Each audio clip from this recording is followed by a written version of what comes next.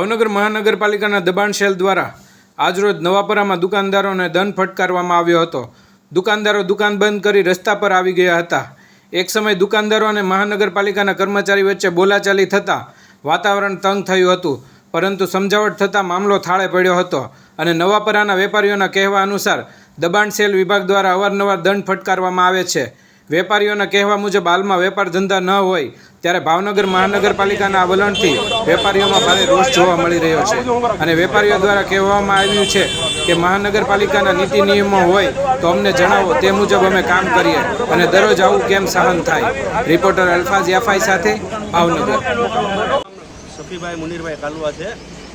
હું અહીંયા નવાપરા વિસ્તારમાં ધંધો કરું છું ને નવાપરા વિસ્તારમાં આ બધા જે વેપારીઓ છે સીધી રીતે સાદી રીતે વ્યવસ્થિત રીતે ધંધો કરે છે, પણ છતાં અવારનવાર મ્યુનિસિપલ કોર્પોરેશન દ્વારા વારંવાર દબાણ અથવા ડસ્ટબિનની ઉપર ઢાંકણું ન હોય અથવા કચરો ઉડીને દુકાન પાસે આવેલો હોય તો એ બાબતે વારંવાર આવીને દંડ ફટકારે છે। તો અમારી બધાની આ રજૂઆત છે કે અમે વ્યવસ્થિત રીતે સીધી રીતે અમે ધંધો કરીએ છીએ તો અમને ધંધો કરવા દે। આવી રીતે કનલગત કરવાથી કોઈને ફાયદો નથી, વેપારીઓને નુકસાન છે। જો વેપારીઓને આવી રીતે હેરાનગતિ કરશે તો નાનો વર્ગ મધ્યમ વર્ગ જે છે એ ક્યાં જશે ને શું કરશે, તે બાબતે આ મ્યુનિસિપલ કોર્પોરેશન સાહેબ જે છે એ આની પર ગંભીરતાથી પગલું લે તેવી અમારી સર્વ વેપારીઓની નમ્ર ગુજારિશ છે।